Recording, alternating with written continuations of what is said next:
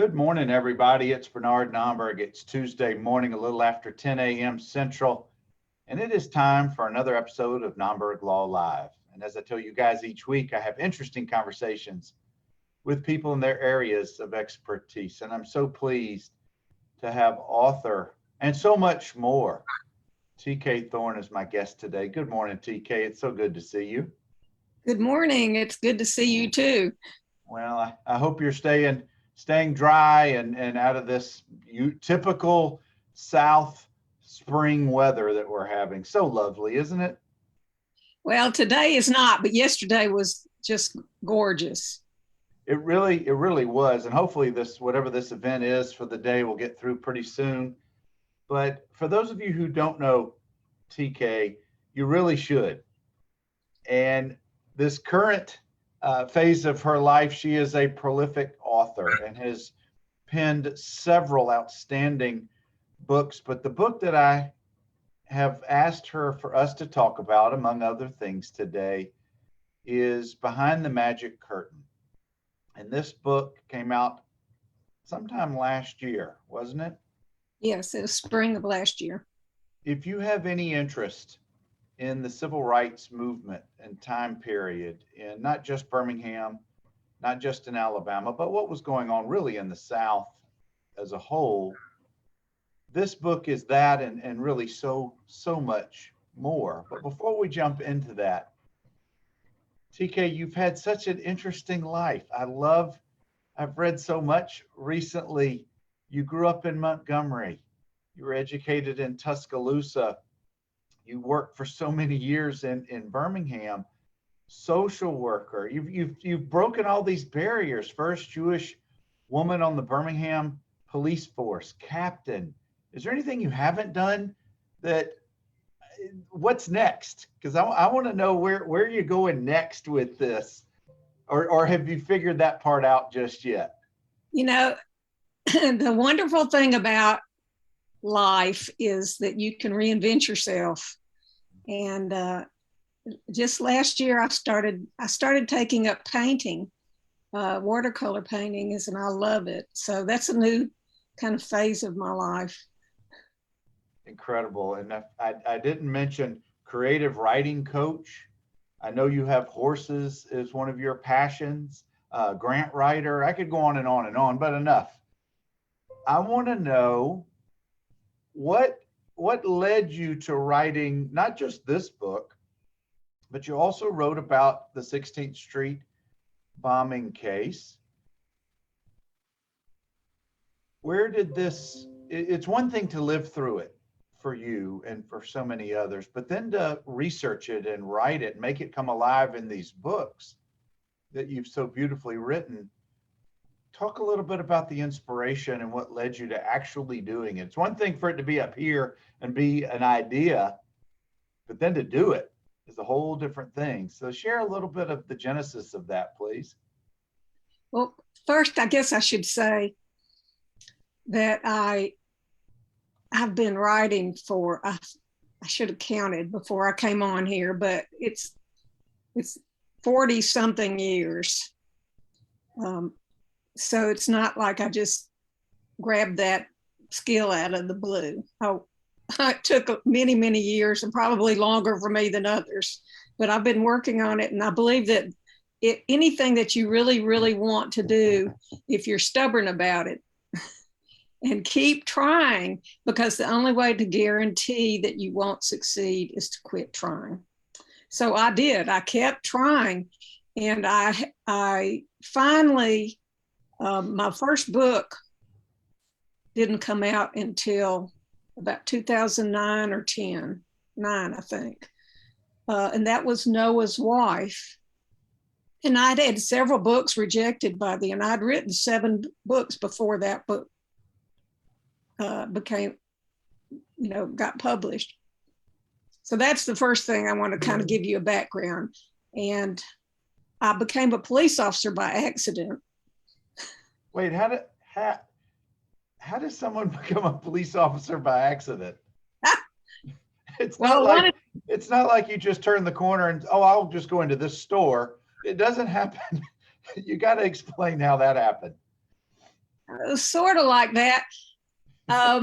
You know, I'll try to make this short. When I was very young, I read a lot, and I read a lot of science fiction. And I decided that the coolest thing in the world would be to meet aliens. Okay, first contact.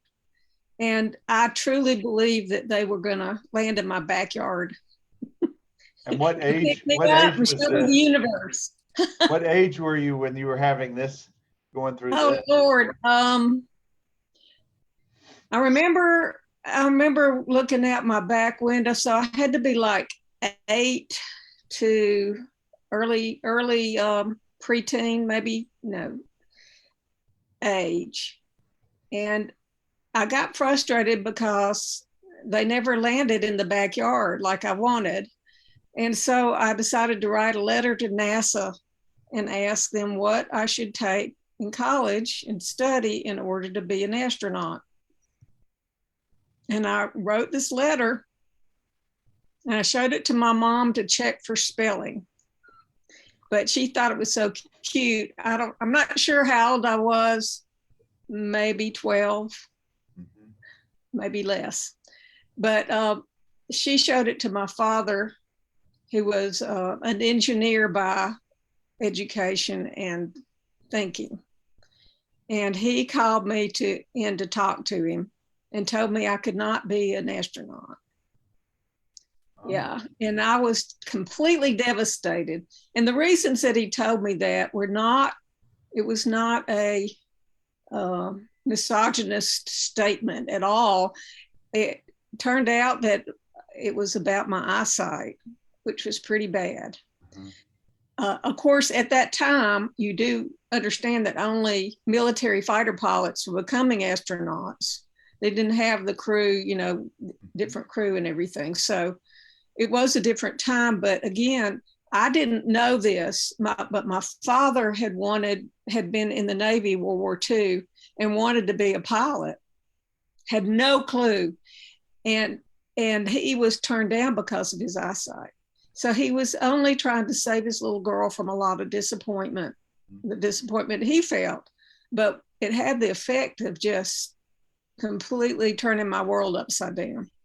And my mother tried to encourage me and say that there were lots of other positions in science that I could pursue and help people get, go up. But she didn't understand you're not going to meet aliens in the control room.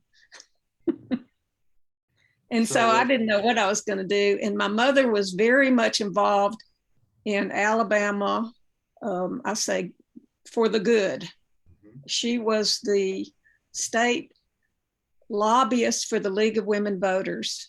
And she lobbied for all kinds of causes, education, getting rid of the poll tax, environmental issues. And this is in Montgomery. Was this when you were growing up in Montgomery in the 50s and 60s? Yes. Yes. Not an easy time to do the type of work she was trying to do, particularly where and when she was doing it either. And she dragged me to the Capitol several times to meet legislators, or not to meet them, but just to show me educate me, I guess.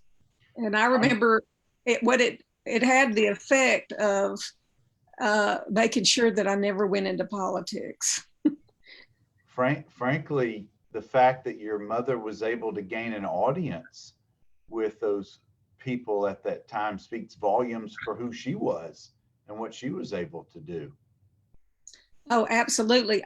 Even whatever age I was, and all I can say is I remember having to look way up to see people. So I was so impressed with her because she was able to make very intelligent, well-articulated arguments, but she kept her Southern charm while she did it. And I guess subconsciously it affected me in knowing that you don't have to give up your femininity or your, diplomatic skills or your charm or whatever in order to make,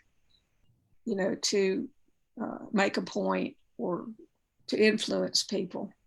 But Did- Mom ended up being in the Alabama Women's Hall of Fame after she died. She died at an early age. She was only 55, Wow, but she very was definitely accomplished. my role model. I'm sorry. Did some of those experiences, did that make an impression on you that ultimately led to joining the Birmingham Police Force? Or is it It did in not connected? I'm sorry, in an indirect way, yes. So when it came time to go to college, I chose social work because of my mother, because of my interest in helping people and changing things. And I went to Montevallo, and then I transferred to the University of Alabama in Tuscaloosa, and I got on the master's program. And at some point, I had to choose a topic to write a paper about and do an internship. And at that time, I had just gotten married and lived in Hoover. And so one of the choices was the police social work program in Birmingham. I chose that primarily because it was in Birmingham and that's where I lived. So around that little nexus, my whole life changed because I did that. And then I was an intern in that police social work program, which was very progressive for Birmingham Police Department at the time. And go ahead. Well, the chief of police, who was Jimmy Parsons at the time, read the paper I had written and asked me to come work for the department as a grant writer, which I did for about a year and a half. And I knew, I was fresh out of college, very sheltered, young. I guess I was a young woman, but I was not much more than a girl at that time. And I didn't know anything about the police department or anything about much of anything. So I asked if I could ride with the officers to learn what they needed. My first grant assignment was a computer for the Birmingham Police Department for computer aided dispatching.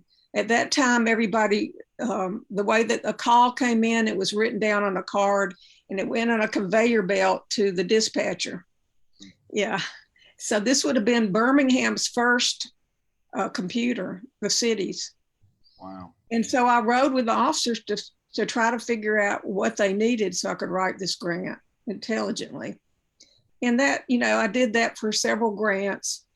And then I decided it was a whole lot more fun to be in that patrol car and have all the, the different experiences.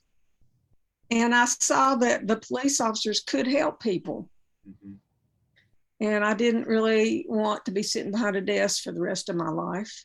And so I worked my way from the top to the bottom and went to the police academy. Mm-hmm. And that's how it happened. It's one thing to be a social worker, then a grant writer, but it's not the natural progression to me to ultimately rise to captain. How many years did you put in with the Birmingham Police Department before you retired?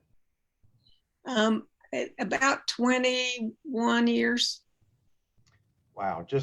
And during that time period, I don't know what year that you retired, but I know that a lot of the individuals who were on the Birmingham police force at that time certainly were around during maybe even Bull Connor's time and coming forward. Were you exposed to those stories? Did people share experiences, or by the time you were on the police force, were the topics, I'm not going to say a dead topic, but just kind of a retired and let's move forward mentality? It's such an interesting question. And I've thought about it and tried to kind of go back to remembering. I heard a lot of things, but let's see, I became a police officer in 1978. Mm-hmm. So it was you know, more than a decade since the middle 60s, or about a decade. And things were definitely changing, but there were people who knew what it was like from back in that time. And so I did hear a lot of stories that kind of verified some of the stories I would later hear about that era. But it was, I would say it was a transitional period for the police department. And I did not feel like they were in the same place that they had been in the 60s. I was going to say a lot of those men who were on the force either had retired or are now deceased or were in the, I'll call the twilight of their time on Yes. the force. It certainly doesn't mean that things were all well in the world within the department, but certainly they were improving from where they had been 15 and 20 years prior. But before we get into the writing of the two books, I want to welcome the audience again. I'm with author T.K. Thorne, and we're running through her just most interesting journey of going from growing up in Montgomery and being educated in Tuscaloosa, and then now employed for many years on the Birmingham Police Force, to now becoming such a well-known author. And the book that most recently came out is the one that I just devoured in about 2 days. It was so fantastic of a reading. Any book that has over 600 footnotes in it, guys, you know, has been well researched. I want to know from on your book, Behind the Magic Curtain, TK, do you have in your mind, how many people did you get to interview for this? I interviewed personally at least 50 people, but I listened to more interviews than that because the archives at the Civil Rights Institute was a real wealth of interviews. They had a project going where they tried to talk to just about everybody locally that they could find that had been around in that era, black and white. And so that was a real treasure. And we're almost, gosh, hard to believe, 60 years since Birmingham's change of government from the Bull Connor era to the mayoral system. So unfortunately, a lot of those people are deceased. Their next generation family members are around, but don't, you know, they aren't the same as, I guess, talking to those people. Behind the Magic Curtain, really, it doesn't take away from the struggle and the fight of the African American community at all. In fact, the way I looked at the book and read it, two observations I wanted to share, and I'd love your feedback, is one, the courage that the white community had to undergo to try to lock arms, if you will, with the African American community to advocate with them and for them. And then the other comment I wanted to make, TK, as I was reading the book, I kept asking myself, had I been working and living in Birmingham during that time period, been a business person, would I have had the courage to do what some of these individuals, men and women, some are Jewish, some are Catholic, some are all different types of religions or non-religious, but what they all had in common is that they were not African American. They were not dark skin colored. They were not treated the way that others who were oppressed were treated. Would I have had that courage? I don't have an answer to that. I'd like to think that I had that courage, but because of their efforts several decades ago, we don't have to go through the frontline actions that they had to undergo and risking their lives and some losing their lives. So backing up, do I have my first comment, TK, do I have a decent approach to you? The book doesn't take away from the efforts of the African American community at all. It doesn't, it just helps to emphasize what they were doing with the white community. I guess that's the best way to describe it, trying to be brothers and sisters in arms. I think you have it exactly the way I perceived it. One thing that I hadn't realized about that, and I'd really never thought about it until I started working on this book, and it, the more I did, the more I came to understand the cost. And I, first of all, let me reemphasize what you said. This book and this effort and the telling of these stories is in no way meant to take away from the tremendously brave acts or lessen the horrible reality that Black people had to face since they came to this country at all. But the stories of the white people who did fight against the status quo are important to tell. And one thing that I started realizing was in the Black community, one thing they had that I so admire was the sense of community. And those who spoke out were not always approved of by others because their actions threatened the Black community. And so there were various reactions, but as a whole, it seems to me that a person was embraced by their own community, no matter what stance they took. But in the white community, if a white person stood up, they were pretty much disowned from their community. And they really did go through a lot of things that people don't know about, a lot of threatening phone calls and in some case, in a few cases, actual beatings and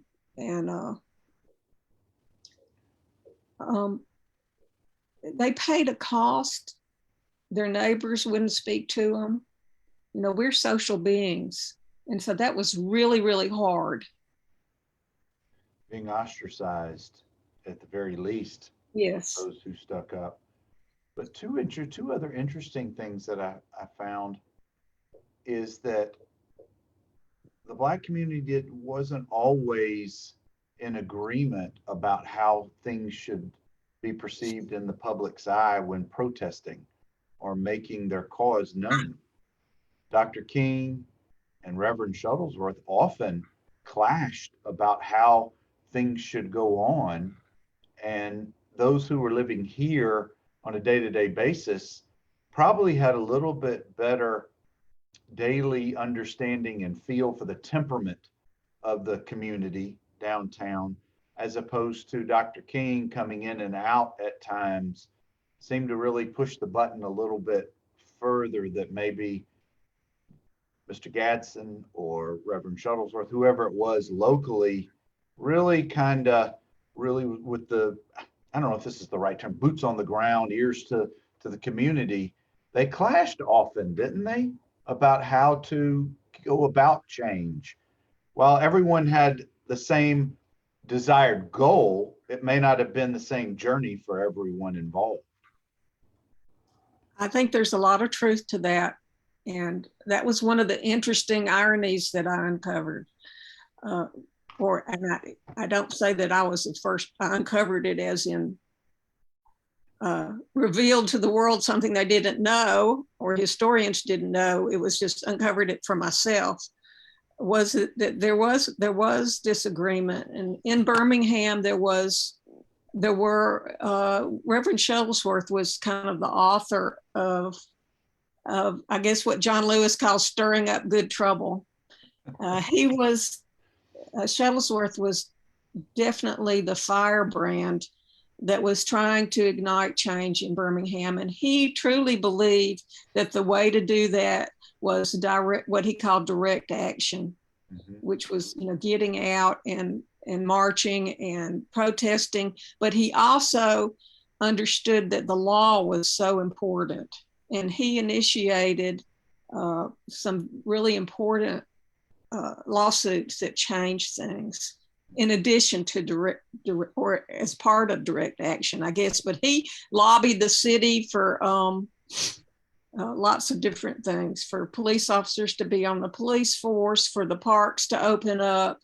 And he was really the one that went after Dr. King to come to Birmingham. And it was his efforts plus the Miles College boycott in 1962, the year right before King came, that convinced Dr. King that this was the spot to launch this campaign. And I think Dr. King had, his vision was on a national scale. And Shuttlesworth wanted change now in his community. Not that he didn't want, right, but I think King was more of a strategist for a national goal. in And Birmingham. so they did conflict. Sometimes in the community conflicted. The community did not want the Children's March to happen in general. And King kind of agreed with them, and he was very hesitant to do it. There were other people in his organization that pushed it forward. And for those of you who don't know about the Children's March, it is such a fascinating time in Birmingham and in the United States history. I don't know, maybe I'm just not well educated enough. I don't know of another event in our United States where children were at such the epicenter for change. And literally thousands of African American children, and I won't go into all the details about it. You certainly did a beautiful job of bringing it out in your book, but so powerful. It's hard to comprehend, and I guess unless you were actually there and visualizing it. But the other thing I wanted to get your intake on, and I never thought that this was such a wonderful idea, but when the rabbis came down to Birmingham, and they may have had good motives, maybe, but it certainly didn't, in my opinion, my humble opinion, didn't help anything for the big picture. What was your take on, I guess, share just a little bit of background, if you can, about the 18 rabbis who came to visit Birmingham? What was their purpose, and did they accomplish what they wanted to accomplish?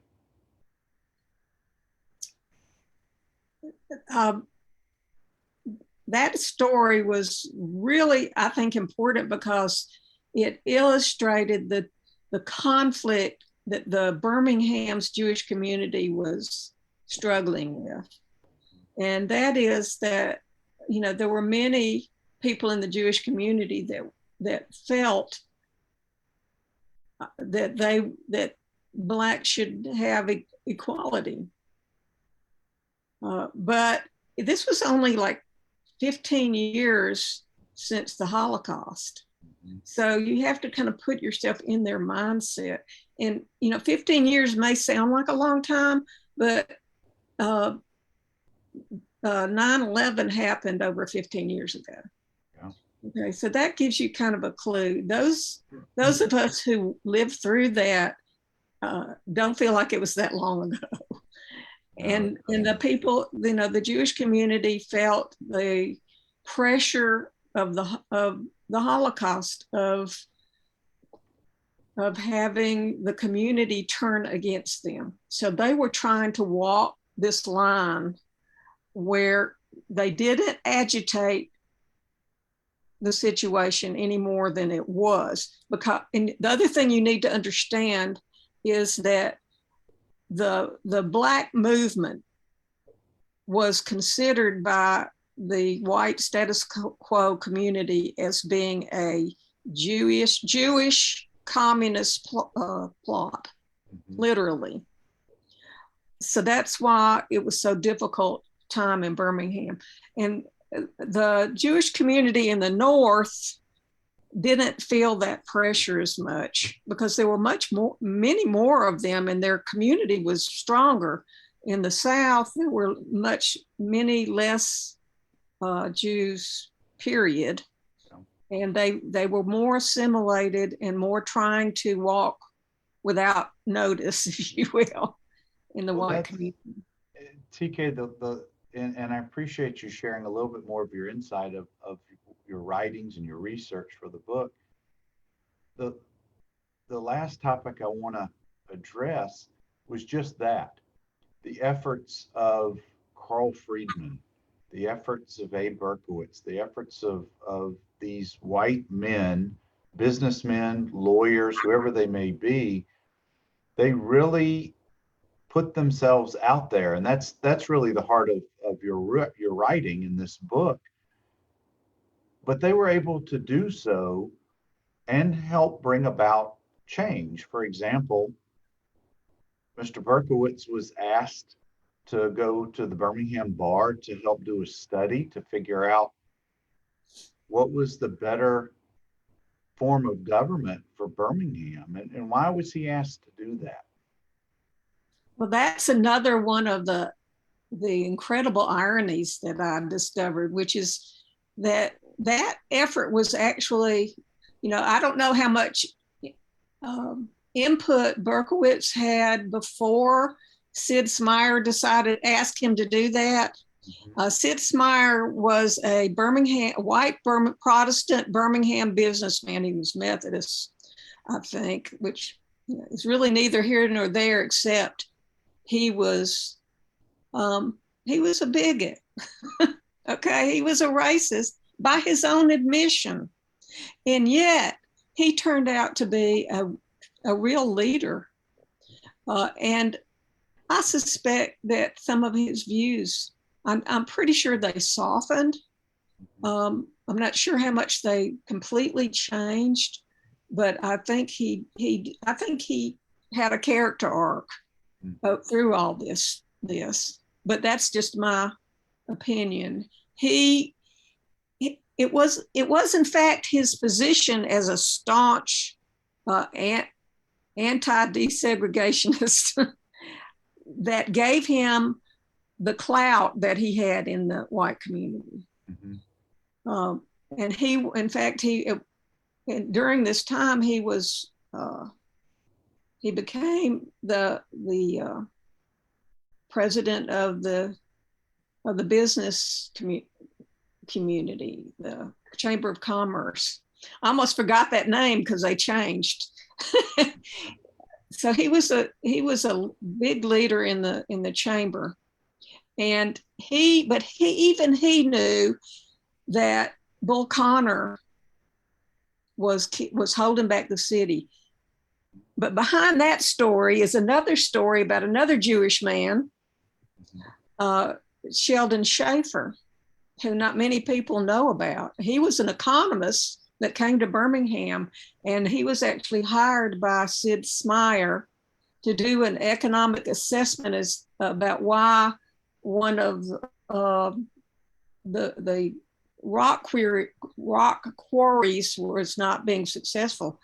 And Sheldon did an in-depth analysis of the economic situation in Birmingham to explain it to him, and sat with him for many hours. And according to his notes, Meyer listened. And I think it made him aware. Plus, there were other people in the chamber that were constantly talking to him and putting pressure on him about change.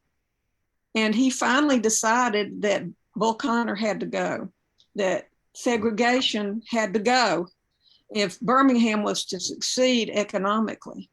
And so he asked Abe Berkowitz to lead this study to change the form of government in Birmingham, because that was the only way they could see to get rid of Bull Connor. Bull was bad for the economy, the bottom line.